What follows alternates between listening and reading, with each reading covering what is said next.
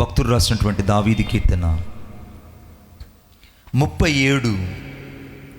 భక్తుడు రాసిన దావీదు కీర్తన 37 24వ వచనం. 24వ వచనం. యెహోవా చదువునన్న. అతని చేయి పట్టుకొని ఉన్నాడు కనుక, అతని చేయి పట్టుకొని ఉన్నాడు కనుక అతడు నేలను పడినను లేవలేక ఉండడు. నేను చిన్నవాడై యుంటిని. మళ్ళా ఆ మాట చదువుతా ఉన్నాను ఇంకొకసారి. యెహోవా అతని చేయి పట్టుకొని ఉన్నాడు, అతడు నేలను పడినను లేవలేక ఉండడు. ఈ మాటలు దేవుని మన నిమిత్తమై ఆశీర్వదించునుగాక. ఈ రాత్రి దేవుని యొక్క ఉద్దేశం ఏంటంటే, నేను ప్రార్థిస్తున్నప్పుడు పరిశుద్ధాత్మ దేవుడు నాతో ఒక మాట చెప్పాడు. బిడ్డ, ఈ రాత్రి ఇక్కడ చాలామంది వచ్చారు. కొంతమంది పడిన స్థితిలో ఉన్నారు, మరికొంతమంది పరుగును మధ్యలో ఆపివేసిన వాళ్ళు ఉన్నారు, మరికొంతమంది నిరాశ నిస్పృహల మధ్య ఊగిసలాడుతున్నారు. రకరకాల ప్రజలందరూ కూడా ఈ రాత్రి ఇక్కడికి వస్తారు. అయితే నేను నీతో చెప్పే మాట వారితో చెప్పాలి అన్నాడు. ఈ రాత్రి దేవుడు నీతో చెప్తున్న మాట ఏంటంటే, ఆ మాట చూడండి ఒకసారి. 24వ వచనం. యెహోవా అతని చేయి పట్టుకుని ఉన్నాడు.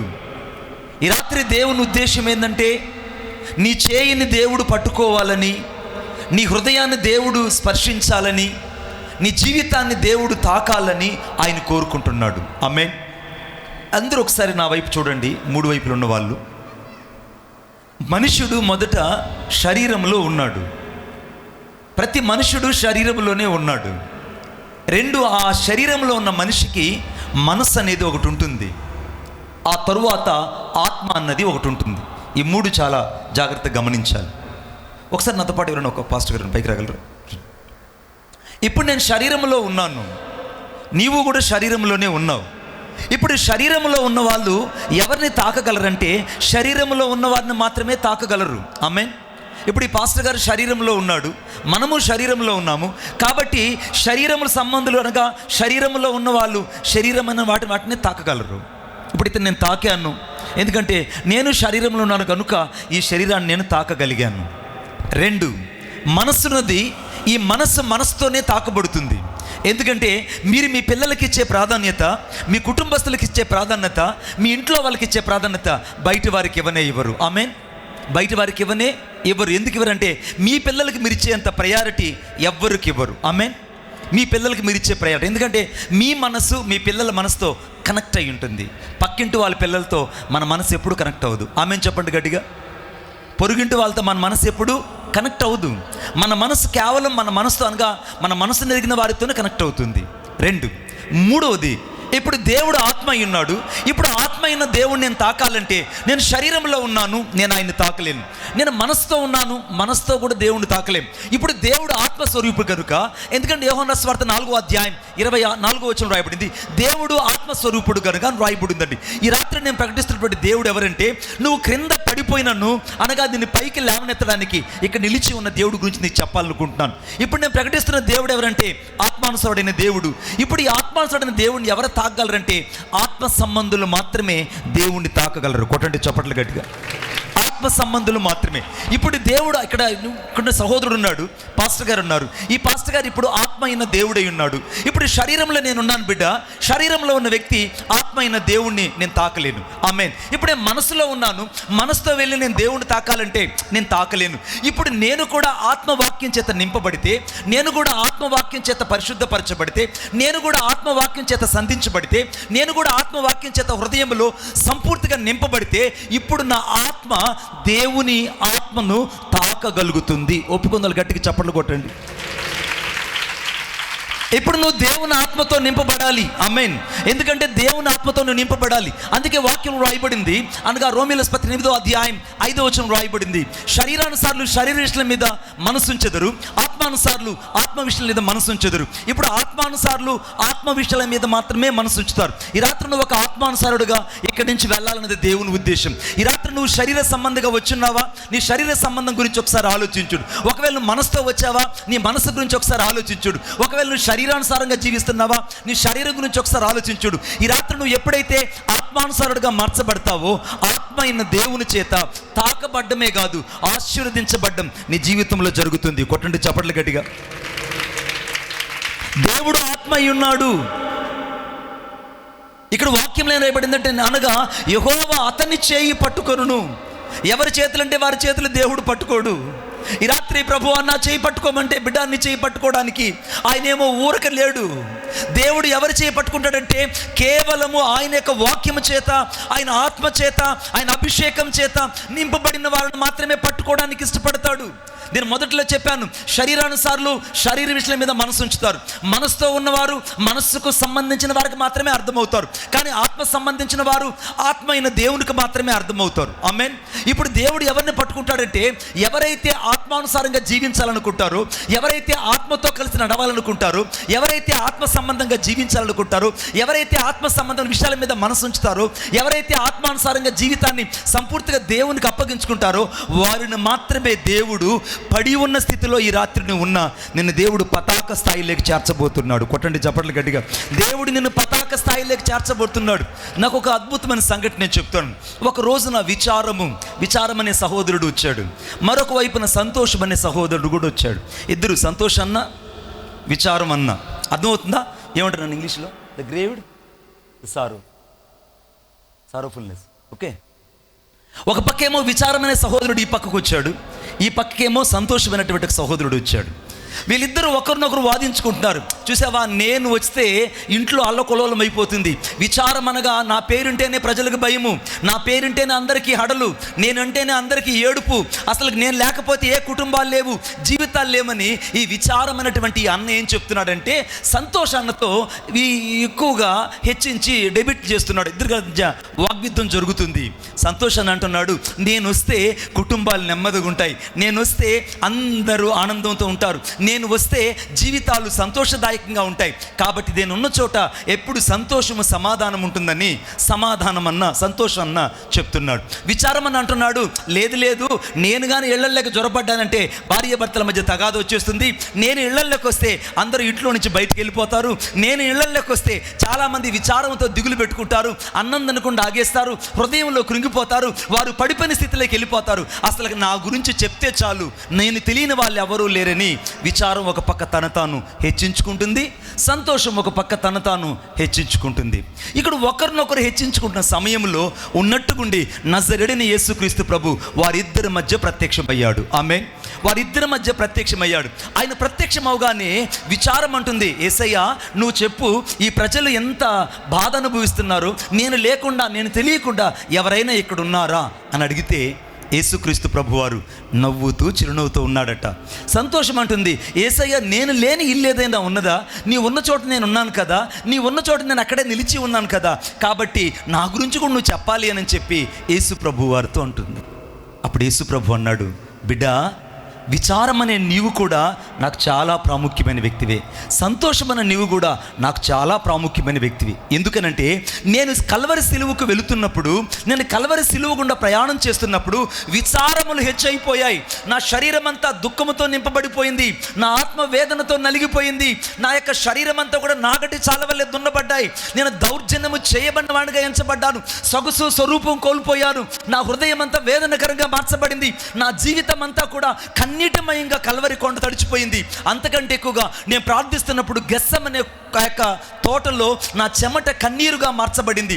కాబట్టి విచారం అన్నది నా హృదయంలో ఒక భాగమై ఉన్నది అని యేసు ప్రభు అన్నాడు. కొట్టండి చప్పట్లు గట్టిగా. విచారము నా హృదయంలో ఒక భాగమై ఉన్నది. నేను ఎప్పుడైతే సమస్త మానవాళి కోసము కల్వరి సిలువలోకి వెళ్ళి నేను సంపూర్తిగా తండ్రి చిత్తానికి అప్పగించుకున్నప్పుడు, ఆ విచారము చేత నేను నింపబడినప్పుడు అనేకులు నన్ను చూచి నిజంగా నువ్వు దేవుని కుమారుడైతే కిందకు దూకు, నువ్వు నిజంగా దేవుని కుమారుడైతే ఇప్పుడు అద్భుతం చేయి, నువ్వు నిజంగా దేవుని కుమారుడైతే నన్ను ఒక దొంగను బ్రతికించు, ఇంకొకరు కూడా బ్రతికించని సవాలుకరమైన మాటలు మాట్లాడినప్పుడు నేను మౌనంగా విచారం చేత నింపబడి తండ్రి చిత్తానికి అప్పగించుకున్నాను. ఎప్పుడైతే కల్వరి కొండ మీద యేసుక్రీస్తు ప్రభు తను తాను దేవుని చిత్తానికి అప్పగించుకొని ప్రాణం పెట్టి రక్తము కార్చి తను తాను సంపూర్తిగా దేవుని చిత్తాన్ని చేసి ముగించి సమాధి చేయబడిన తరువాత 3వ రోజు తిరిగి లేగానే సంతోషం అన్నది ఆయన తల మీద వచ్చి నిలబడింది. కొట్టండి చప్పట్లు గట్టిగా. సంతోషం అన్నది ఆయన తల మీద వచ్చి నిలబడింది. ఇప్పుడు యేసుక్రీస్తు ప్రభు గాయాలు చూస్తే విచారం కలుగుతుంది, యేసుక్రీస్తు ప్రభు యొక్క కొరడా దెబ్బలు చూస్తే విచారం కలుగుతుంది. కానీ యేసుక్రీస్తు ప్రభు పునరుత్థానుడై ఇక్కడ సజీవుడై సంచరిస్తున్నాడంటే అందరికీ సంతోషం కలుగుతుంది. కొట్టండి చప్పట్లు గట్టిగా. ఇప్పటిదాకా నువ్వు విచారంతోనే వచ్చి ఉండొచ్చు బిడ్డ, నిన్నే ఇప్పటిదాకా నువ్వు విచారంతోనే జీవిస్తుండొచ్చు, ఇప్పటిదాకా నువ్వు కృంగిపోయే ఇక్కడికి వచ్చి ఉండొచ్చు, ఇక్కడ దాకా నువ్వు అనేకమైన సమస్యలు గుండా ప్రయాణం చేస్తుండొచ్చు, ఇప్పుడు దాకా నువ్వు అనేకమైన ఇరుకు ఇబ్బందులు గుండా ప్రయాణం చేస్తుండొచ్చు. కానీ ఈ రాత్రి విచారము తరువాత దేవుడు నీకు సమాధానం, సంతోషాన్ని ఈ రాత్రి ఇచ్చి పడిన చోట నుండి పైకి లేవనెత్తబోతున్నాడు. ఈ రాత్రి పడిన చోటు నుండి, where shall you fell into the life, ఎక్కడ నువ్వు పడిపోయావో అక్కడ నువ్వు లేపబడబోతున్నావు. ఏ స్థితిలో నువ్వు పడిపోయావో ఆ స్థితిలో నుంచి దేవుడు నిన్ను లేపనివ్వుతున్నాడు. కాబట్టి ఈ రాత్రి నువ్వు దేవుని కొరకు ఒక కృతనిశ్చయత కలిగి జీవించాలి. అందుకే ఆత్మానుసారులు ఆత్మ విషయంలో మనసు ఉంచుతారంటే నువ్వు ఆత్మ అయిన దేవుని వాక్యం చేత ఈ రాత్రి నువ్వు సంధించబడితే ఆత్మ అయిన దేవుణ్ణి స్పర్శించగలవు. ఆమేన్. నేను చెప్పాను కదా, శరీరంలో ఉన్నవాళ్ళు శరీర సంబంధుల్ని తాకగలరు, మనసులో ఉన్నవాళ్ళు మనసుతో ఉన్న వాళ్ళని తాకగలరు. కానీ ఆత్మ చేత నింపబడిన వాళ్ళు ఆత్మానుసారులు ఆత్మ అయిన దేవుని మాత్రమే తాకగలరు. ఆమేన్. ఈ రాత్రి నువ్వు ఆత్మ ఉన్నావని, నువ్వు దేవుని వాక్యం చేత నింపబడ్డావని, దేవుని వాక్యం చేత స్పర్శించబడ్డావని, దేవుని వాక్యం చేత విచారాలు కొట్టివేయబడ్డాని, దేవుని వాక్యం చేత నీ హృదయం దుఃఖము నిట్టూర్పు వేదనంతా తొలగిపోయిందని ఈ రాత్రి దేవుడు సమాధానకరమైన స్థితిలో, అనగా పడి ఉన్న స్థితిలో నుంచి నేను దేవుడు పైకి లేవనెత్తడానికి రాత్రి ఇక్కడికి వచ్చాడు. ఒప్పుకున్న వాళ్ళు చప్పట్లు కొట్టండి యేసయ్య గట్టిగా. నువ్వు పడి ఉన్న స్థితిలో నుంచి దేవుడు లేవనెత్తడానికి వచ్చాడు. నాతో పాటు నోట్ చేసుకోండి. మొదటిగా ఈ రాత్రి దేవుని ఉద్దేశం ఏంటో తెలుసా? అనగా దావీదు కీర్తన 145 14వ వచనం. యెహోవా పడిపోవారందరినీ, గట్టిగా చదువు బిడ్డ. యెహోవా పడిపోవారినందరినీ ఉద్ధరించువాడు, కృంగిపోయిన వారందరినీ లేవనెత్తువాడు. ఈ మాట నోట్ చేసుకోండి. ఈ రాత్రి దేవుని యొక్క ఉద్దేశం ఏంటంటే, ఎవరైతే కృంగిపోయారో, ఎవరైతే విచారంగా ఉన్నారో, ఎవరైతే దిగులు చింతలతో ఉన్నారో వారిని లేవనెత్తడానికి ఈ రాత్రి యేసుక్రీస్తు ప్రభు ఇక్కడికి వచ్చాడు. ఆమేన్ చెప్దామా? ఇంకొకసారి చెప్దామా? అందరూ ఒకసారి 145 దావీదు కీర్తన, అందరూ బైబిల్ తీయాలని కోరుకుంటున్నాను. 145 దావీదు కీర్తన 14వ వచనం. 145:14 వచనం. అందరూ బైబిల్ తీసి మీ కుడి హస్తాన్ని ఆ వాక్యం మీద ఉంచండి. ఆ వాక్యం 14వ వచనం మీద. యెహోవా పడిపోయిన వారందరినీ అనే దగ్గర ఒకసారి నా పేరు నీ పేరు పెట్టుకొని చదువుదాం. యెహోవా పడిపోయిన నన్ను ఉద్ధరించువాడవు, కృంగిపోయిన నన్ను లేవనెత్తువాడవు. ఆమేన్. ఈ రాత్రి దేవుని ఉద్దేశం ఏంటంటే, పడిపోయిన నిన్ను ఉద్ధరించాలని వచ్చాడు. ఉద్ధరించడం అంటే the God shall be reconstructed to your life. దేవుణ్ణి తిరిగి ఉద్ధరించడం అని అంటే నీకేదో బంగారు ఇస్తానని కాదు, నీకేదో భోగభాగ్యాలు ఇస్తానని కాదు. ఇవన్నీ భూ సంబంధమైనవి. నేను భౌతిక సంబంధమైన వాటి గురించి మాట్లాడడం లేదు, ఆత్మ సంబంధమైన విషయాల గురించి మాట్లాడుతున్నాను. ఆత్మ సంబంధమైన విషయాలు ఏం చెప్తున్నాయంటే, ఇక్కడ పడిపోయిన వారిని, అనగా ఏ స్థితిలో నువ్వు పడిపోయావో ఆ స్థితిలో నుంచి దేవుడు నేను లేవనెత్తాలని కోరుకుంటున్నాడు. నీకు ఒక విషయం చెప్పినా, పడిపోయిన దావీదు గుడారాన్ని కడతాననేది చెప్పిన దేవుడు ఈ రాత్రి ఏ స్థితిలో నీ గుడారం పడిపోయిందో, ఏ స్థితిలో నీ ప్రార్థనా జీవితం పడిపోయిందో, ఏ స్థితిలో నీ ఆత్మీయ జీవితం పడిపోయిందో, ఏ స్థితిలో నీ వ్యక్తిగతంగా నీ సాక్ష్యాన్ని కోల్పోయావో, పడిపోయిన నీ స్థితిని ఉద్ధరించాలని ఈ రాత్రి యేసుక్రీస్తు ప్రభు ఇక్కడికి వచ్చాడు. ఆమేన్.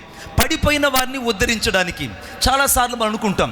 ఈరోజు సాయంత్రం మీరు గమనించలేదు కానీ కారు మేఘాలు కమ్ముకొని వచ్చేసాయి. బిడ్డ చూసారా?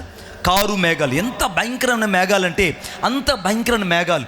ఆ మేఘాలను చూసినప్పుడు చాలా కన్నీటితో ప్రార్థన చేశాను. ప్రభువా, ఈరోజు మీటింగ్ జరుగుతుంది, మళ్ళీ రేపు లాస్ట్ డే ఉంది, కాబట్టి దయచేసి మీరు జ్ఞాపకం చేసుకోండి అని ప్రార్థన చేయగానే దేవుడు కృపను గురించి మంచి వాతావరణం ఇచ్చాడు. ఇందుని బట్టి దేవునికి స్తోత్రం. నేను ప్రార్థిస్తున్నప్పుడు పరిశుద్ధాత్మ దేవుడు చెప్పాడు, బిడ్డ చాలాసార్లు నీ జీవితంలో కారు మేఘాలు కమ్ముకునేస్తాయి. కుటుంబంలో నుంచి సమస్యలు వచ్చేస్తాయి, భర్త ద్వారా సమస్య వచ్చేస్తుంది, అత్తమామల ద్వారా సమస్య వచ్చేస్తుంది, బంధువుల వల్ల సమస్య వచ్చేస్తుంది, స్నేహితుల వల్ల సమస్య వస్తుంది. ఈ సమస్యలన్నీ నీకు ఎలా ఉంటాయంటే ఒక సుడిగుండాల కారు మబ్బులాగా నేను కమ్ముకుంటాయి. నీ జీవితాన్ని ఎలా కమ్ముకుంటాయంటే సుడిగుండాల కారు మబ్బులాగా నిన్ను కమ్ముకుంటాయి. ఈ కారు మబ్బులను నేను కమ్ముకున్న తర్వాత నీకు అనిపిస్తుంది, అయ్యో నా జీవితం చీకటైపోయింది, మణిబాబు గారు ఇక లేను. ఎందుకంటే నా జీవితం అంతా కారు మేఘాలతో నింపబడిపోయింది, నా జీవితం అంతా నిరాశ నిస్పృహలతో నింపబడిపోయింది, నా జీవితం అంతా గాఢాంధకారం అయిపోయింది, నా జీవితం అంతా ఇక పడిపోయినట్టు, ఉద్ధరించే వాళ్ళు ఎవరో లేని స్థితిలో నేనున్నాను, కాబట్టి నా స్థితి ఇక ఇంతే అని అనుకుంటుంటావు. కానీ దేవుని యొక్క ప్రేమ సంకల్పం ఏంటంటే, నీ కారు మేఘాలను చూసి నువ్వు భయపడిపోతున్నావు, కానీ ఆ కారు మేఘాలలో నీకు సమృద్ధి అయిన ఆత్మవర్షాన్ని పంపించబోతున్నాడు. కొట్టండి చప్పట్లు గట్టిగా. ఈ కారు మేఘాలు నీ కొరకు బాధ నీ రాత్రి తీసుకురావడానికి అది ఇక్కడికి దేవుడు వచ్చింది. నీ కారు మేఘాలు నీ సమస్యలను అధికం చేయడానికి అది ఇక్కడికి దేవుడు వచ్చింది. ఈ రాత్రి ఈ కారు మేఘాలు అంటే నీ సమస్యల గుండా నువ్వు ప్రయాణం చేసి సొమ్మసిల్లి పడిపోవడానికి దేవుడు ఈ భూలోకంలో నేను పెట్టింది. ఎక్కడైతే నువ్వు కారు మబ్బులు కమ్ముకొని ఉన్నాయో వాటి మధ్యలో ఒక సమృద్ధి అయిన వర్షధారను దేవుడిని జీవితంలోకి పంపించును గాక. ఆమేన్. దేవుడిని జీవితంలోకి పంపించును గాక. దేవుని ఉద్దేశం ఏంటంటే, నువ్వు కారు మేఘాలు చూసి భయపడిపోతున్నావు, కానీ ఆ కారు మేఘాల్లో దేవుడు నీకు ఒక వర్షాన్ని పంపించాడు. దాని ద్వారా ఆత్మ పంట పండబోతుంది.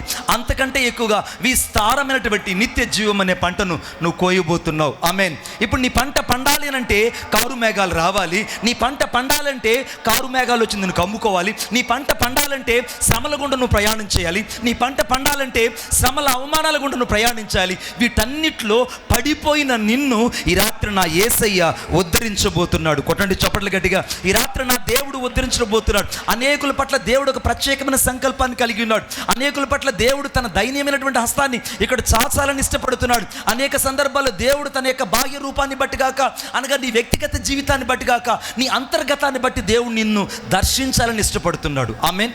ఎందుకంటే వాక్యంలో రాయబడింది, అనగా యోహాను రాసిన సువార్త 2వ అధ్యాయం చివరి వచనం రాయబడింది, ఆయన మనుషుని ఆంతర్యం తిరిగిన వాడు కనుక ఆయనకి ఏ మనుషుని గురించి చెప్పనక్కర్లేదు. ఈ రాత్రి దేవునికి నీ బాధ ఏంటో దేవునికి చెప్పవలసిన అవసరం లేదు. నీ యొక్క శ్రమ ఏంటో దేవునికి వివరించి చెప్పాల్సిన అవసరం లేదు. నీ యొక్క కష్టం, నీ కన్నీళ్లు, నీ వెనుకున్నటువంటి కారు మేఘాల యొక్క సంగతి ఏంటో ఎవరు కూడా దేవునికి విషదపరచవలసిన అవసరం లేదు. ఎందుకనంటే దేవుని యొక్క వాక్యంలో రాయబడింది, 139వ దావీదు కీర్తన 2:3 వచనం రాయబడింది, నేను కూర్చుండుట లేచుట ఆయనకు తెలియను, నా నోటి మాట నాలుకకు రాక మునిపే ఆయనకు తెలియను, దేవునికి నా నడక నా పడక తెలియను, దేవునికి నా హృదయ రహస్యమంతా తెలియను అని రాయబడింది. ఈ రాత్రి నా యేసయ్యకు నీ జీవితం అంతా తెలుసు. నువ్వు ఎంత శ్రమతో ఈ రాత్రి ఇక్కడికి వచ్చి కూర్చున్నావు, ఎంత నిట్టూర్పుల మధ్య నువ్వు ప్రయాణిస్తున్నావు, ఎన్ని రకాల సుడిగుండాల మధ్య నువ్వు జీవిస్తున్నావు, ఎంత అవమానకరమైన స్థితిని ఎదుర్కొంటున్నావు, ఎంత భయంకర నిట్టూర్పుల మధ్యలో ఆ కారు మేఘాలు కమ్ముకొని కలవరపడిపోతున్నావో, వాటన్నిటిలో నుండి పడిపోయిన నీకు సమృద్ధి అయినటువంటి వర్షాన్ని పంపించడమే కాదు, నిన్ను ఉద్ధరించి దేవుడు నిలబెట్టబోతున్నాడు ఈ రాత్రి. ఆమేన్. నిన్ను ఉద్ధరించి దేవుడు నిలబెట్టబోతున్నాడు. మీకు అద్భుతమైన మాట చెప్పున, కృంగిపోయిన వారందరినీ ఆయన లేవనెత్తువాడని రాయబడిందండి. కృంగిపోయిన వారు 3 రకాలుగా మనుషులు కృంగిపోతారు. 3 రకాలుగా కృంగిపోతారు. మనుషుడు తన యొక్క స్వకీయ ఆశలను బట్టి కృంగిపోతాడు. మొదటగా స్వకీయ ఆశలను బట్టి కృంగిపోతాడు. 2 స్వచిత్తాన్ని బట్టి మనుషుడు కృంగిపోతాడు. చాలా జాగ్రత్తగా నోట్ చేసుకోవాలి. మొదటిదేమో స్వకీయ ఆశలను బట్టి, the own desire you shall be valiant in your the life. నీ యొక్క సొంత ఆలోచనలు బట్టి లేదా నీ స్వకీయ ఆలోచనలు బట్టి నువ్వు మొదట కృంగిపోతావు. రెండవది అనగా నీ యొక్క బాహ్యమైనటువంటి జీవితాన్ని లేదా నీ వ్యక్తిగత జీవితంలో ఏదైతే దేవునికి నువ్వు స్థానం ఇవ్వవో అక్కడ నువ్వు పడిపోతావు. మూడవది దేవుని వాక్యం లేనందువల్ల నువ్వు పడిపోతావు. ఈ మాటలు జ్ఞాపకం చేసుకోండి. మొదటిదేమో స్వకీయ దురాశల చేత ఈడవబడి మనుషులు కృంగిపోతారండి. అవును, చాలాసార్లు జీవితంలో నీ ఆశలే కదా నీకు ఈ కృంగుదల కారణము. యెహోవా మీద ఆశ పెట్టుకున్నవాడు ధన్యుడని రాయబడింది. నీ ఆశ దేవుని మీద ఎప్పుడైతే తగ్గిందో అప్పుడే నీకు శ్రమలన్నీ కలిగాయి. నిన్నే ఎప్పుడైతే నీ యొక్క ఆశలన్నీ కూడా దేవుని మీద కాకుండా భూ సంబంధమైన వాటి మీద నువ్వు మనసు పెట్టావో అప్పుడు నీ జీవితంలో శ్రమల వెంట శ్రమలు, అవమానాల వెంబడి అవమానాలు, వడ్డీల వెంబడి వడ్డీలు, అప్పుల వెంబడి అప్పులు. వీటన్నిటి కారణం ఏంటంటే నువ్వు స్వకీయ ఆశ చేత నీవు కృంగిపోతున్నావు. నీ సొంత ఆలోచనలు, నీ సొంత ప్రణాళికలు నీ కృంగుదల కారణమయ్యాయి. మీకు అద్భుతమైన మాట చెప్పున, దేవుడు చెప్పలేదు లోతుకి, అయ్యా నువ్వు సొదొమోకి వెళ్ళమని. దేవుడు లోతుకి చెప్పలేదు సొదొమకి వెళ్ళమని. కానీ సొదొమే తన సొంత నిర్ణయాన్ని తీసుకొని, అనగా లోతు ఆ యొక్క సొదొమ గోమొరలోకి వెళ్ళాడు. ఎప్పుడైతే సొదొమ గోమొరలోకి వెళ్ళాడో ఆ యొక్క ఊరిలోకి వెళ్ళగానే ఒక లోతుకు మాత్రమే ఏదేను తోట వల్లే సొదొమ గోమొర కనపడిందట. ఆమేన్. యోర్దాను నది నీళ్లు తన జీవితంలో సమృద్ధిగా కనపడిందట. అవును బిడ్డ, నీ స్వకీయ ఆశలు చాలాసార్లు దేవుని చిత్తానికంటే ఎక్కువగా నీ చిత్తాన్ని కనపరుస్తాయి. ఆమేన్. నా మాటలు మీకు అర్థం అవ్వాలని కోరుకుంటున్నాను. నీ సొంత ఆలోచనలు దేవుని చిత్తాన్ని కూడా పక్కకు పెట్టేంతగా నిన్ను మైమరిపిస్తాయి. చాలాసార్లు నీ సొంత ఆలోచనలు ఏం చేస్తాయంటే, బ్రదర్ ఈ బైపాస్ రోడ్లో వెళ్తే ఈజీగా వెళ్ళిపోతావరి, బిడ్డ నువ్వు బైపాస్ రోడ్లో వెళ్తే నువ్వు పడే కష్టాలంతా ఇంత కాదు. ఈ రాత్రి బైపాస్ రోడ్లో పోవడానికి దేవుడు నేను భూలోకంలో పెట్టింది. ఈ రాత్రి స్వకీయ ఆశల చేత దురాశల చేత మరులు కొల్పబడి కృంగిపోవడానికి దేవుడి భూమి మీద పెట్టింది. ఎక్కడైతే నీ స్వకీయ ఆశల చేత పట్టబడ్డావో అక్కడ నువ్వు కాస్త సరి చేసుకోవాలి. లోతు ఇప్పుడు స్వకీయ ఆశల చేత పట్టబడ్డాడు, సొదొమ గొమొరలోకి వెళ్ళాడు. అక్కడ భయంకరమైనటువంటి పాపము చేత ఆ ప్రాంతం అంతా నిండిపోయింది. దేవుని ఉగ్రత ఆ ప్రాంతం మీద కమ్ముకోనింది. ఈ మనుషుడు ఆ ప్రాంతము ఏదైనా తోట వలె ఉందని కోరుకున్నాడు. ఏదైనా తోటలాగా ఉందంట మరి లోతు దృష్టికి. నీ దృష్టికి ఈరోజు నీ జీవితం ఎలా ఉంది ఒకసారి ఆలోచించుడు. నువ్వు కోరుకుంటే అలాగనే ఉంటుంది, నువ్వు ఎన్నుకుంటే అలాగనే ఉంటుంది, నీ స్వచిత్తం అలాగనే ఉంటుంది, నీ సొంత పద్ధతులు అలాగనే ఉంటాయి. ఎప్పుడైతే సంపూర్తిగా నీ ఓటమిని దేవుని దగ్గర ఒప్పుకుంటావో దేవుని విజయం నీ జీవితంలో పనిచేస్తుంది. కొట్టండి చప్పట్లు గట్టిగా. నువ్వు ఎప్పుడైతే నీ ఓటమిని దేవుని దగ్గర ఒప్పుకుంటావో, నాకు బాగా గుర్తున్న సంఘటన, ఈ స్వకీయాల చేత అనగా స్వకీయ ఆలోచనలు ఎలా ఉంటాయంటే, ఒక అమ్మాయి, నేను ఒక మ్యారేజ్ చేయడానికి వెళ్ళాను. మ్యారేజ్ చేయడానికి వెళ్తే ఆ మ్యారేజ్లో నన్ను వాక్యం చెప్పమని చెప్పారు. నేను వాక్యానికి బయలుదేరి వెళ్తున్నాను. పరిశుద్ధాత్మ దేవుడు చెప్పాడు, don't go on the preach the word of God, just go and sit then back side. నువ్వు వెళ్ళి వెనక్కి కూర్చో, ఈరోజు నువ్వు వాక్యం చెప్పొద్దు అన్నాడు. అది కాదు ప్రభు, నన్ను వాళ్ళు గెస్ట్ స్పీకర్గా పిలిచారు, వెళ్ళాలంటే no I didn't give the permission, just go and sit back side అన్నాడు. నీ వెనక్కి వెళ్ళి కూర్చో అన్నాడు. వెంటనే వెనక్కి వెళ్ళి కూర్చున్నాను. ఒక పెద్ద సీనియర్ పాస్టర్ అని చెప్పాను, పాస్టర్ గారు మీరే జరిపించండి, మీరే పెళ్లి చేయండి. అయ్యో మణిబాబు గారు మీరే, నో నో నో నో మీరు చేయండి అని చెప్పాను. పెళ్ళి వాకింగ్ చెప్పేశారు. అమ్మాయిని అబ్బాయిని తీసుకొచ్చారు. ఇద్దరిని వేదిక మీద పెట్టారు. వేదిక మీద పెట్టి చేతులు పట్టుకొని వాళ్ళకి ప్రమాణాలు చేసే సమయం అది. కలిమికైనా లేమికైనా వ్యాధి అందు బాధ ఎందు కష్టమందు సుఖమందు నేను నీతో కలిసి కాపురం చేయదును అనగానే ఈ పిల్లోడు చక్కగా చెప్పాడు. ఆమె ఎప్పుడు మగ పిల్లలు చక్కగా చెప్తారు, ఆ తర్వాత తెలుస్తుంది వాళ్ళకి. మళ్ళీ అర్థమవుతుందండి. మగవాళ్ళు చాలా హుషారుగా చాలా యాంగ్జైటీగా ఉంటారు పెళ్లి రోజు, ఆ తర్వాత తెలుస్తుంది వాడికి. ఈ అమ్మాయిని చెప్పమని చెప్పారు. అమ్మ కలిమికైనా లేమికైనా వ్యాధి ఎందు బాధ ఎందు కష్టమందు నేను ఇతనితో కలిసి కాపురం చేయదుని చెప్పమ్మా అంటే, నేను చెప్పను అనింది. అదేంటమ్మా అలా అంటున్నావు, అలా అనకూడదు, నువ్వు తప్పు, మైకులో అందరికి వినబడుతుంది, దయచేసి నేను చెప్పిన పదాలు చెప్పని రిజిస్టర్ పాస్టర్ గారు చెప్తుంటే, నేను చెప్పను పాస్టర్ గారు, నేను మేజర్ని. మేజర్వా ఏంటమ్మానంటే, నాకు ఈ పెళ్ళి ఇష్టం లేదు, నువ్వు చేసావో జైలుకి పోతావు అన్నాడు. నువ్వు జైలుకి పోతావు అన్నాడు. నేను వేదిక మీద కూర్చున్నా నా బ్యాక్ సైడ్లో. ఇక ఆ అమ్మాయి చెప్తుంది, నాకు ఇష్టం లేదు ఈ పెళ్ళి, ఎవరైనా ముందుకు వచ్చి చేయాలంటే వాళ్ళని స్టేషన్కి పట్టిస్తానండి. ఇంక రిజిస్టర్ గారు, నాకొద్దు బాబోయ్, నేను జైలుకి పోను, నాకు 53 సంవత్సరాలు అన్నాడు. ఇక అందరూ ఎక్కడోళ్ళు అక్కడ కామైపోయారు. మా మందిరంలో ఒక విధవరాలు ఉంది, ఆమెకు ఒక కూతురు.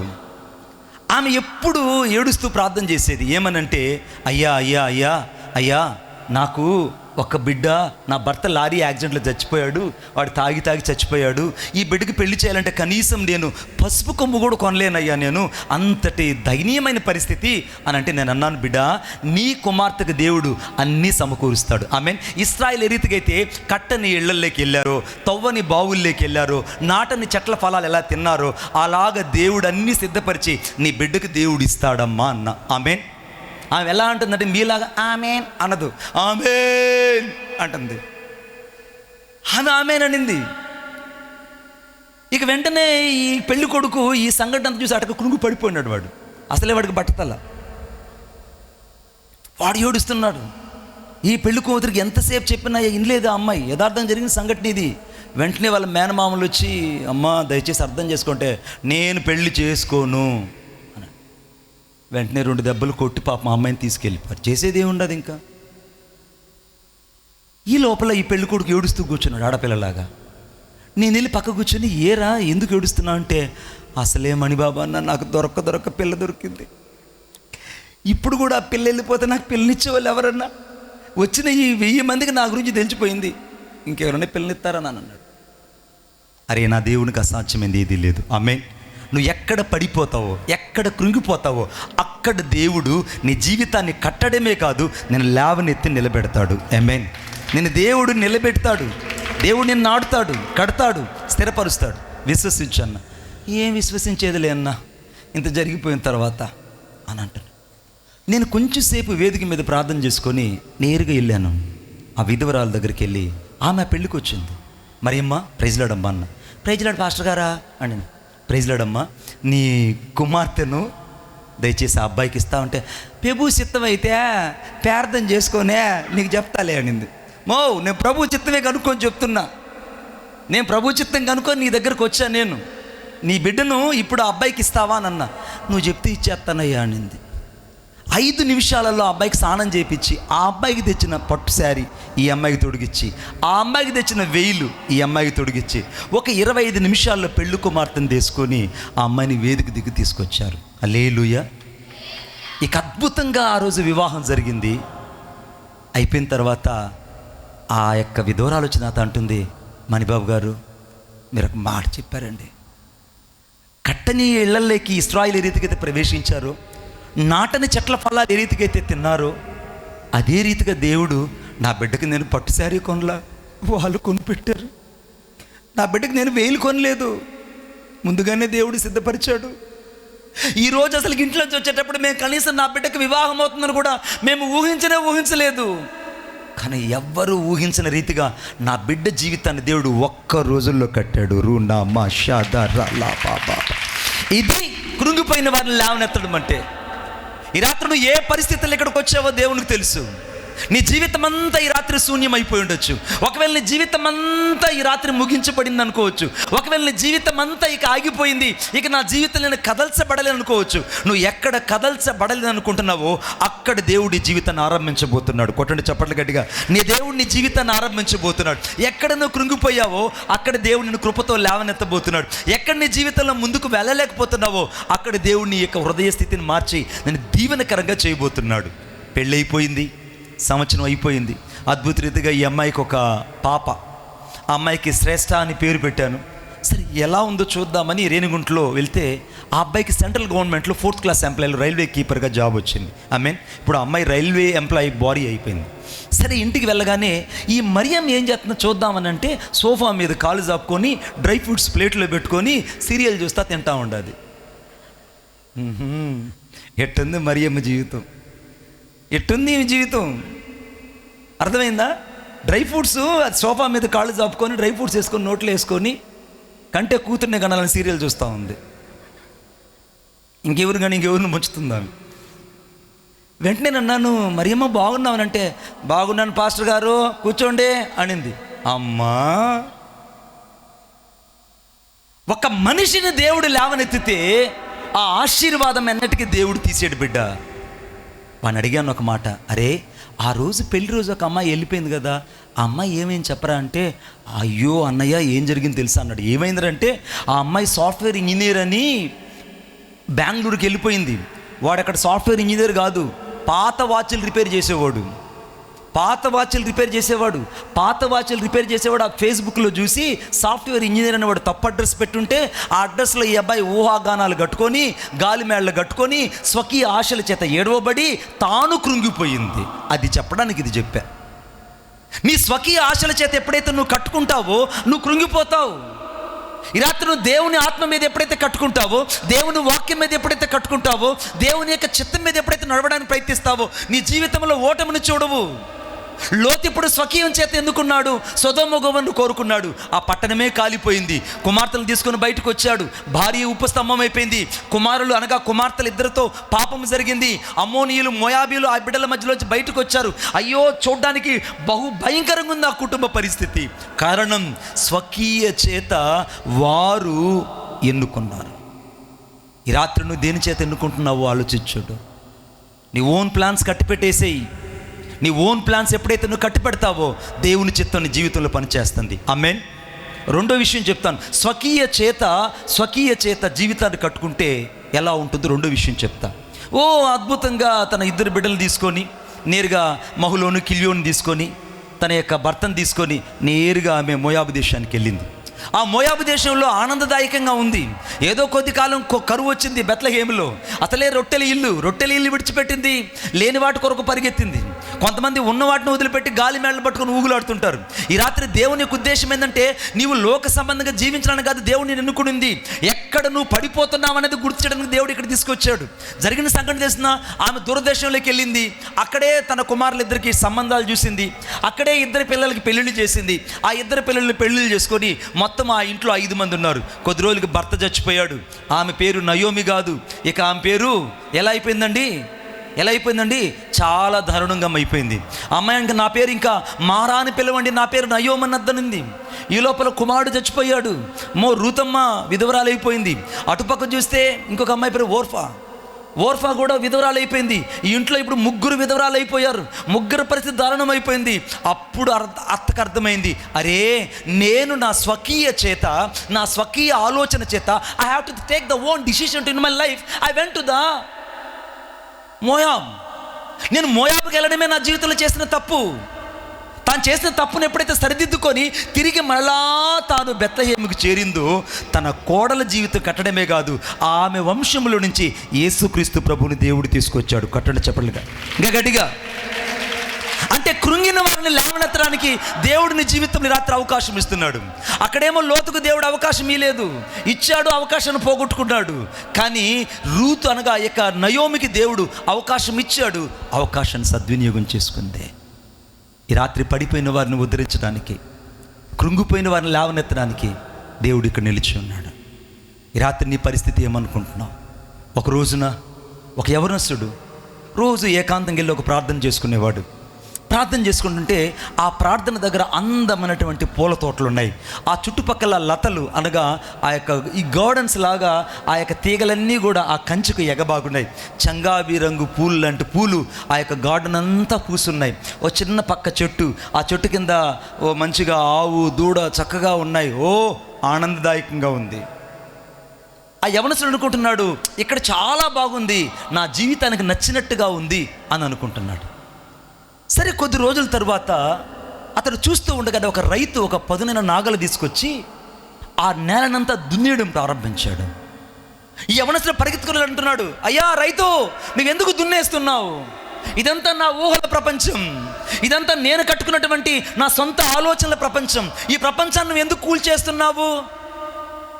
నేను ఈ యొక్క లతలు చూసి ఎంతో ఆనందించేవాడిని, ఈ పచ్చని మైదానపు బీళ్లు చూసి ఎంతో సంతోషించేవాడిని, ఈ చిన్న చిన్న చెట్ల మధ్యలో కూర్చొని నేను ఏకాంతంగా ప్రార్థన చేసుకునేవాడిని, కీర్తనలు పాడుకునేవాడిని. నాకున్నటువంటి ఈ ఆశల సౌదాన్ని ఒక్కసారికి ఈ పదునైన నాగల చేత దున్నేసావేంటి అని అంటుంటే ఆ రైతు ఏం మాట్లాడలేదు. పదునైన నాగల చేత భూమినంతా దున్నేశాడు. భూమినంతా దున్నేశాడు. దున్నిన తర్వాత దానంతా మెత్తన చేసి ఆడ విత్తనాలు జల్లాడు. కొద్ది రోజులకి అక్కడ శ్రేష్టమైన పంట ఒకటి పండింది, విస్తారమైన పంట పండింది. ఆ పంటలో ఒక 10 బస్తాల ధాన్యం తీసుకొని ఆ యవనస్తుడి ఇంటికి వెళ్ళి ఈ రైతు ఇచ్చాడు. బాబు, ఈ 10 బస్తాలను పెట్టుకుని బ్రతుకు అనగానే యవనస్తుడు అన్నాడు, ఏంటి రైతు గారు, ఆ రోజు చూస్తే నా ఆశల సౌదాన్ని కూల్చేశావు, ఈరోజు చూస్తే నాకు ఏమీ లేకనే నాకు ఇవ్వడానికి ఇష్టపడుతున్నావు, ఏంటయ్యా నీ ఉద్దేశము అని అన్నాడు. అప్పుడు ఆ రైతు అన్నాడు, బిడ్డ, నువ్వు కోరుకున్నట్టు నీ ఆశల సౌధం కలిగిన జీవితం అలాగే ఉంటే, నువ్వు కోరుకున్నట్టు లతలే అక్కడ ఉంటే, నువ్వు కోరుకున్నట్టు పచ్చిక బీడు మైదానాలు అక్కడ ఉంటే, నువ్వు కోరుకున్నట్టు చిన్న చిన్న చెట్ల మధ్యలో నివసిస్తూ ఉంటే ఈరోజు నీకు 10 బస్తాల ధాన్యం ఇంటికి చేరేది కాదు. ఆమేన్. ఏదైతే నీ ఆశల సౌధం అంతా కూడా ఆ పదునైన నాగల చేత దున్నబడిందో, ఎప్పుడైతే ఆ యొక్క ఆశల సౌధం కూలిపోయిందో, దేవుని ఆశలైనటువంటి నాగల నీ జీవితంలో పనిచేసిందో, అప్పుడు నువ్వు దున్నబడ్డావు, విత్తబడ్డావు, నాటబడ్డావు, సమృద్ధి చేత నింపబడ్డావు. నీ సమృద్ధి ఎక్కడి నుంచి వచ్చిందంటే దేవుని పదునైన నాగలి పడిన నిన్ను ఉద్ధరించడానికి ఈరోజు నీ జీవితంలో పనిచేయబోతుంది. కొట్టండి చప్పట్లు గట్టిగా. దేవుని నాగలి నీ జీవితంలో పనిచేయబోతుంది. చాలామంది అనుకుంటారు, ప్రభు అన్న ఆశల సౌధం కూలిపోతుంది, అయ్యా నా జీవితం ఇంతవరకు ఆగిపోతుందని. లేదు బిడ్డ, దేవుని నాగలి నీ జీవితంలో పనిచేస్తుందంటే దేవుడు నిన్ను దున్నుతున్నాడని అర్థము. ఆమేన్. దేవుడు నిన్ను దున్నడమే కాదు, నిన్ను చదునైన భూమిగా మార్చుతున్నాడనంటే దేవుడు నిన్ను శ్రేష్టమైన విత్తనాలు నీలో చల్లబోతున్నాడని అర్థము. శ్రేష్టమైన విత్తనాలు దినాల తరువాత ఒక శ్రేష్టమైన పంటను నీకు తీసుకురాబోతున్నాడు. శ్రేష్టమైన పంటతో పాటు అనేకులకు నువ్వు ఆహారంగా మార్చబడబోతున్నావు. ఒకప్పుడు నీ ఆశల సౌధం ఎక్కడ, ఇప్పుడు అనేకులకు ఆహారం ఎక్కడ. ఒకప్పుడు నీ ఒంటరి జీవితం ఎక్కడ, ఇప్పుడు అనేకులకు నువ్వు సంతృప్తికరమైన వ్యక్తిగా మారింది ఎక్కడ. అనేకులకు నువ్వు ఒక ఆశ్చర్యకరంగా ఉండాలంటే ఈరోజు దేవుని నాగలి పడిన నీ జీవితంలో దేవుని ఉద్ధరించడానికి పని చేయబోతున్నాడు. నువ్వు ఎక్కడ పడ్డావో అక్కడ దేవుని నాగలి నీ జీవితంలో పని చేయబోతుంది. భయపడుకో, దేవుని జీవితంలో అద్భుతం చేయబోతున్నాడు. దేవుని జీవితంలో అద్భుతం చేయబోతున్నాడు. మీకు అద్భుతం మాట చెప్తాను, నాతో పాటు చూడండి దయచేసి. అందరూ బైబిల్ తీయాలని కోరుకుంటాను. నేను సరైన సమయానికి ముగిస్తా, దయచేసి చూడండి నాతో పాటు. దావీదు కీర్తన 38:6 వచనం. దావీదు కీర్తన 38:6 వచనం. నేను శ్రమ చేత మిక్కిలి కృంగియున్నాను. మిక్కిలి నేను కృంగియున్నాను. చాలండి. మొదటేమో కృంగబడిన వాడు త్వరగా విడుదల పొందుతాడు. రెండవది శ్రమ చేత కృంగిపోయిన వారు. ఈ రాత్రి కష్టాల చేత కృంగిపోయిన వాళ్ళు చాలామంది ఉన్నారు ఇక్కడ. ఒక్కొక్కరిని అడిగితే ఒక్కొక్క పేజీ యొక్క పుటలు సరిపోనంతగా వారి జీవితం అంతా రాస్తే సరిపోతుంది. వారి జీవితం అంతా రాస్తే సరిపోతుంది. బిడ్డ, నాది కూడా ఒకప్పుడు మిక్కిలి శ్రమ చేత దుఃఖపడిన జీవితమే. నాది కూడా ఒకప్పుడు ఎవరికి విలువ లేని జీవితమే. నాది కూడా ఒకప్పుడు ఎవరికి ఇష్టం లేని జీవితమే. అయితే నా చిరిగిన ఇస్తరిని నా దేవుని చేతికి ఇచ్చాను. ఇప్పుడు మీరు చూస్తున్నట్టు కాదు, నిద్ర లేచిన వెంటనే అంబస్యా నారే భువన్నస్యా నకస్యా నహావృష్టి నహోతో నహీయాన్ సర్వేశ్వరం సర్వస్యహం ఏషం సర్వేశం ఏషం సర్వస్య యశోంతర్యా మేషాయేని. ఎంతటి నిష్ట కలిగిన వ్యక్తిని నేను. నాకు యేసుక్రీస్తు ప్రభు అంటే తెలియదు. నేను ఎన్నడూ వినడానికి కూడా ఇష్టపడలేదు. అంబస్యా నారే భువన్నస్యా నకస్యా నహావృష్టి. అంతటి నిష్ట కలిగినటువంటి నేను ఎటు చూసిన తాయుతులు, విభూతులు, రక్షరేఖలు నా శరీరం అంతా తాండవించేటివి. నా జీవితంలో ఇదే మోక్షం అనుకునేవాడిని. స్త్రీ అంటే సాలిపురుగు, కాల అంటే సర్పము, హస్తి అంటే ఏనుగు. దక్షిణ కాశీలో పుట్టానని చాలా గర్వించేవాడిని నేను. అమ్మో, నేను దక్షిణ కాశీలో పుట్టాను. 2 కాశీలో ఉన్నాయి భారతదేశంలో. ఒకటేమో ఉత్తర కాశీ, రెండవది దక్షిణ కాశీ. నేను దక్షిణ కాశీలో పుట్టాను అనుకున్నాను. ఎటు చూసిన తాయుతులు, విభూతులు, రక్షరేఖలు నా శరీరం అంతా తాండవించేటివి. ఆ జీవితంలో నిజమైన సమాధానం, సంతోషం అనేది నేను చూడలేకపోయాను. ప్రాతకాలంలో లేచి 4 గంటలకి ఆ స్వర్ణముఖి నదిలో నిలబడి, మనలోతు నీళ్ళల్లో నిలబడి నేను ఆ యొక్క శ్లోకాన్ని 1000 సార్లు నేను సహస్రనామ జపం చేసేవాడిని. అయినా హృదయంలో నెమ్మది లేని పరిస్థితి. ఈ రాత్రి చాలామంది అరుగుల మీద కూర్చొని వింటున్నారు. మరికొంతమంది చప్టాల మీద కూర్చొని వింటున్నారు. మరికొంతమంది డాబాల మీద కూర్చొని వింటున్నారు. మరికొంతమంది ఊరి చివరిలో అనగా బైక్ మీద కూర్చొని వింటున్నారు. మరికొంతమంది ఆటోలలో లెఫ్ట్ సైడ్లో స్టాండ్ కూర్చున్నారు. నువ్వు ఎక్కడ కూర్చొని ఉన్నా ఈ రాత్రి మిక్కిలి శ్రమ పడుతున్న నిన్ను లేవనెత్తడానికి యేసుక్రీస్తు ప్రభు ఇక్కడికి వచ్చాడు. Wherever you stand and sing the word of God. ఈ రాత్రి నువ్వు ఎక్కడ నిలబడి దేవుని వాక్యం వింటున్నావో నీ హృదయాన్ని దేవుడు ఎరిగి నీతో మాట్లాడుతున్నాడు. ఈ రాత్రి కృంగిన జీవితాలు దేవునికి కావాలి. ఈ రాత్రి నలిగిన జీవితాలు దేవునికి కావాలి. ఈ రాత్రి అలసిపోయిన జీవితాలు దేవునికి కావాలి. అంతకంటే ఎక్కువ హృదయ విదాకరంగా ఏడుస్తూ కృంగిపోతూ మిక్కిలి శ్రమ చేత కృంగిన జీవితాలు యేసుకు కావాలి. ఈ రాత్రి దేవుడు అట్టివారి కొరకే ఇక్కడికి వచ్చాడు. దేవుని ఉద్దేశం నీ పట్ల ఉన్నది. దేవుని ప్రణాళిక నీ పట్ల ఉన్నది. ఇప్పుడు మీరు చూస్తున్నట్టు కాదు. పక్షవాతం వచ్చి కాళ్ళు చేయి పడిపోయింది. నేను నాన్నగారిని చూసి ఎంతో తల్లడిల్లిపోయాను. ఆ బాధ ఎలా ఉంటుందో నాకు తెలుసు. ఆ శ్రమ ఎలా ఉంటుందో నాకు తెలుసు. మాట్లాడడానికి నోరు ఉండదు. కాలు చేయి ఉంటుంది కానీ కాలు చేయి పనిచేయదు. డిస్లొకేటెడ్ లాగా పనిచేస్తుంది. స్పర్శ ఉండదు. అంతకంటే ఎక్కువగా మాట సడలిపోతుంది. మాట రాదిక. మెల్లమెల్లగా పక్షవాతం ఎక్కువడం వల్ల కంటి చూపు మందగించిపోతుంది. నా పరిస్థితి ఎలా అయిపోయిందంటే ఆ పక్షవాతం వచ్చినప్పుడు ఇలాగ నేను అవిటివాడిని నడుచుకుంటూ తిరిగాను. నన్ను చూసిన వాళ్ళందరూ అవిటివాడు అన్నారు. నన్ను చూసిన వాళ్ళందరూ పక్షవాతపు రోగి కురూపి అన్నారు. కాలు చేయి పడిపోయింది. నాకున్నంత నత్తి చుట్టుపక్కల ఎవరికి లేదు. అంతటి నత్తివాడిని నేను. మిక్కిలి శ్రమ చేత కృంగిపోయిన నేను కట్టెలమ్మని చోట పూలు అమ్ముకోలేక సూసైడ్ చేసుకుని చచ్చిపోదాం అనుకున్నాను.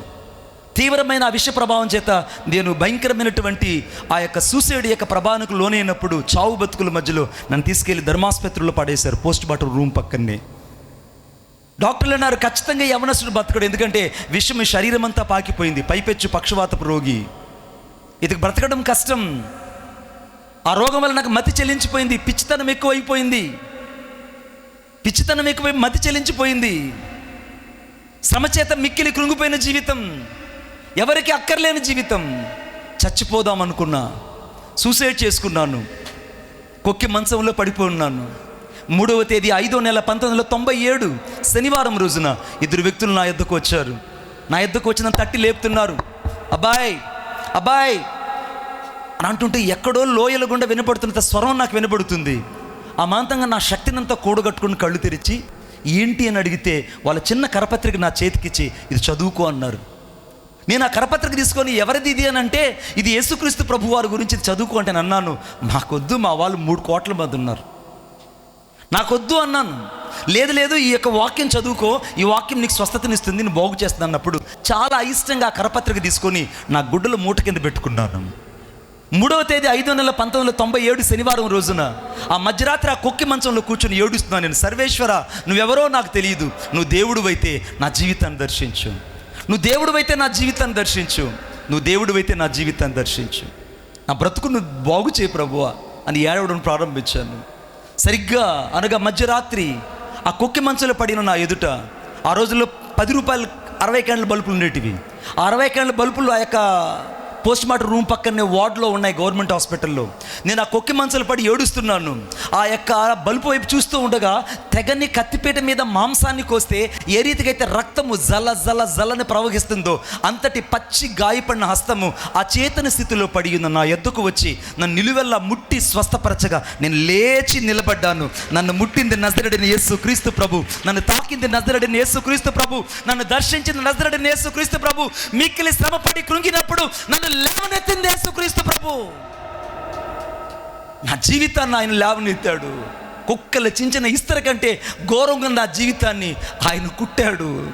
ఈరోజు కొన్ని లక్షల మందికి దేవుడు రాజభోజనం వడ్డించడానికి కృపను అనుగ్రహించాడు. బిడ్డా, ఈరోజు మిక్కిలి శ్రమ చేత నువ్వు కృంగిపోయి ఉండొచ్చు. ఒకవేళ శ్రమే నీకు ఆహారంగా మారిపోయి ఉండొచ్చు. ఒకవేళ శ్రమే నీ జీవితంలో చిరునామాగా మారిపోయి ఉండొచ్చు. ఒకవేళ శ్రమే నీ జీవితంలో ఒక చిరునామా నిన్ను వేధిస్తుండొచ్చు. నువ్వు ఎట్టి శ్రమలో ఉన్నా ఈ రాత్రి శ్రమలో ఉన్న నిన్ను విడిపించడానికి, పడియున్న నిన్ను లేవనెత్తడానికి దేవుని హస్తము నీ కొరకే దిగిరాబోతుంది. కొట్టండి చప్పట్లు గట్టిగా. దేవుని హస్తము నీ కొరకు దిగిరాబోతుంది. అందుకే ఆ వాక్యంలో రాయబడింది. అనగా దావీదు కీర్తన 38:6 వచనం చదువుతున్నాను. నేను శ్రమ చేత మిక్కిలి కృంగి ఉన్నాను, దినమెల్లా దుఃఖాక్రాంతున్నై సంచరిస్తున్నాను. ఈ రాత్రి నువ్వు దుఃఖమే నీ జీవితంలో ఆహారంగా మారిపోయి ఉండొచ్చు. ఒకవేళ నీ కన్నీరే నీకు ఆహారంగా మారిపోయి ఉండొచ్చు. ఒకవేళ నీ జీవితం అంతా వేదనకరంగా ఉండొచ్చు. అందుకే వాక్యంలో రాయబడింది 2వ రాజుల గ్రంథం అనగా చాలా విశేషంగా 2వ రాజుల గ్రంథం 20వ అధ్యాయం 5వ వచనం రాయబడింది. నువ్వు కన్నీళ్ళు విడిచింది నేను చూచి తిని, నీ ప్రార్థన నేను అంగీకరించున్నాను, నేను నిన్ను బాగు చేసింది. ఈ రాత్రి ఇక్కడ అనేక మంది బాగులేని స్థితిలో ఉన్నారు, అనేక మంది నిస్సహాయ స్థితిలో వచ్చి ఉన్నారు, అనేక మంది దుఃఖాక్రాంతమైన స్థితిలో వచ్చున్నారు, అనేక మంది హృదయంలో చెదిరిపోయిన పరిస్థితుల్లో వచ్చున్నారు, అనేక మంది ఉద్యోగం లేకుండా ఉద్యోగం కొరకు ఎన్ని ప్రయత్నాలు చేసినా ఓడిపోయిన వాళ్ళు ఇక్కడ ఉన్నారు. అయ్యో, పిల్లల కొరకు అనేక దగ్గరికి వెళ్ళి నిరాశ నిస్పృహల మధ్య ఊగిసలాడిపోయి మోడుపోయిన జీవితాలు ఇక్కడ ఉన్నాయి. అంతకంటే ఎక్కువగా ఇంకా ముందుకు వెళ్ళలేమని చాలాసార్లు సమస్తం నాకు శూన్యం అనుకున్న వాళ్ళు ఇక్కడ లేకపోలేదు. నువ్వు ఎక్కడ ఉన్నా ఈ రాత్రి దేవుని హస్తం నిన్ను లేవనెత్తబోతుంది. యేసుక్రీస్తు ప్రభు నిన్ను లేవనెత్తబోతున్నాడు. దేవుని హస్తం నీ మీదకి దిగి వచ్చి నిన్ను లేవనెత్తడమే కాదు, నువ్వు పడి ఆయన నిన్ను పైకి లేవనెత్తబోతున్నాడు. ఆమేన్. ఆయన ఎందుకు నిన్ను లేవనెత్తబోతున్నాడంటే నువ్వు అక్కడ ఉంటే చచ్చిపోతావు. మీకు అద్భుతమైన మాట చెప్తాను, మీ మనసులో అలాగ నోట్ చేసుకోండి. బయలుజేబులు అనే మాటకు అర్థం ఏంటంటే, బయలుజేబులు అనే మాటకు అర్థం ఏంటంటే పేడకుప్ప అని అర్థం. పేడకుప్ప అని అర్థం. పేడకుప్ప, బయలుజేబులు అంటే పేడకుప్ప. ఇది శాతానుకు సాదృశ్యం. ఈ పేడకుప్ప మీదకి ఎవరు వస్తారంటే ఈగలు ముసురుతాయి.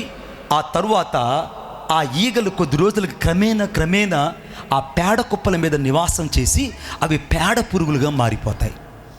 ఈ రాత్రి చాలామంది జీవితాలలో దుఃఖము చాలా సులువుగా నీ జీవితంలో ప్రవేశించింది. నీ జీవితంలో అవమానం చాలా సులువుగా ప్రవేశించింది. పాపం నీ జీవితంలో చాలా సులువుగా ప్రవేశించింది. అయితే ఒక పేడ కుప్ప మీద ఉన్న విషయం నీకు అర్థం కావట్లేదు.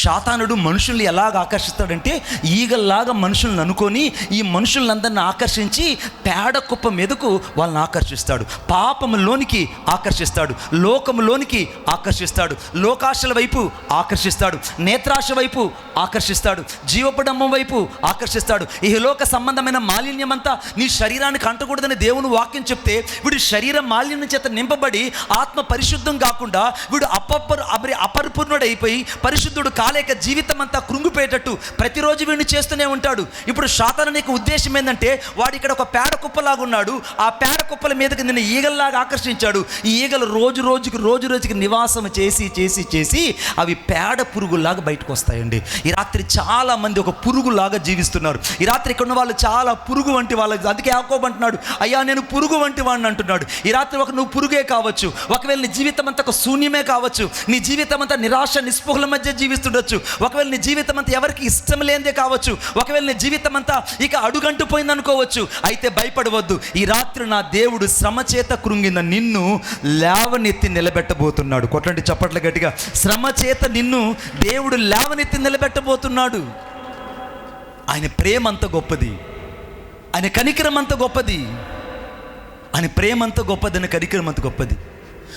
ఒంటరిగా ఉన్న నన్ను గమనించి నా దరికొచ్చావు నా యేసయ్యా. చప్పట్లు. Thank you lord. ఒంటరిగా ఉన్న నన్ను గమనించి నా దరికొచ్చావు నా యేసయ్యా.